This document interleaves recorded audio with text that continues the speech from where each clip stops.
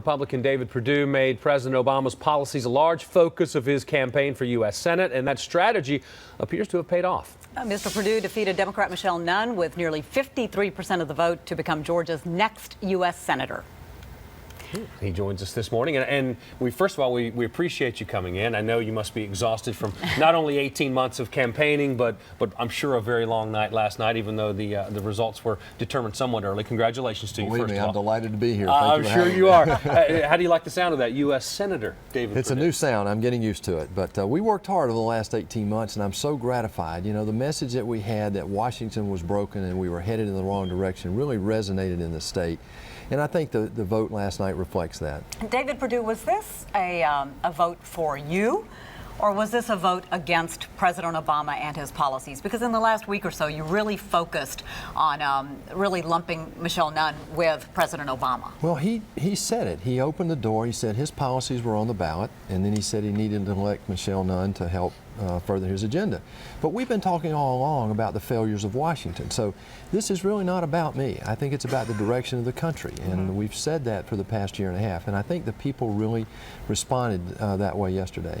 A lot of eyes around the country were on this election right here in the state of Georgia, as control of the Senate was up for grabs. A lot of people were anticipating there could have been a runoff here. It could have been very close. It was not close, and there was no runoff. Were you surprised by that, and what do you think that says? Well, you know, I can just tell you what we were hearing in the field. I mean, all around the state, people were telling us that they were going to turn out the vote. They were really concerned about the direction of the country, and they were engaged. And we heard that over the last 6 months. And I think that's what was reflected in the vote yesterday. You know, it's kind of interesting. Obviously, this is a terrific night for you, great night for the Republican Party.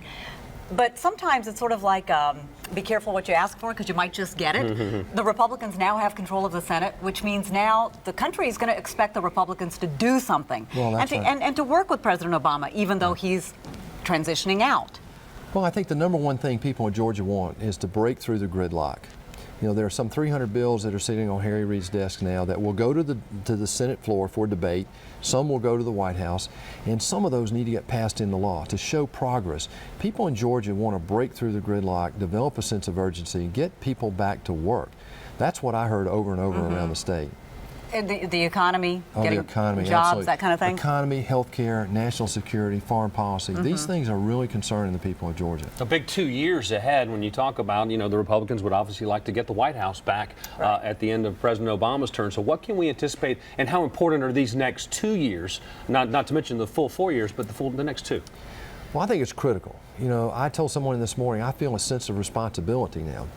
We've got the majority in the Senate. Now let's go get something done. The last time the Republicans had majority in the Senate, though, between 2000 and 2006, they had the House, the Senate, and the White House. Right.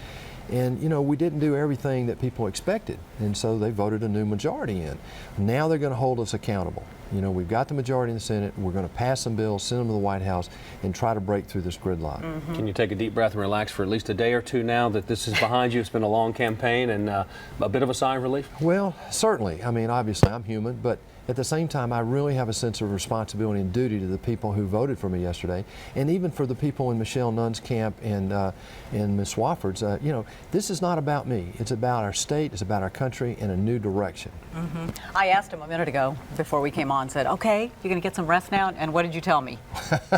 Well, we're trying to pull our staff together and get ready for January, and we have a mission trip next week. So I mean, it's all good. Okay. We worked hard to get here. No Catch rest for the some weary. Z's. Yeah, I a lot don't of work to be done. Congratulations. Thank you very much for in joining us this morning. Now, Democrat Senate nominee Michelle Nunn says her defeat may lay the groundwork for future gains by the Democrat Party.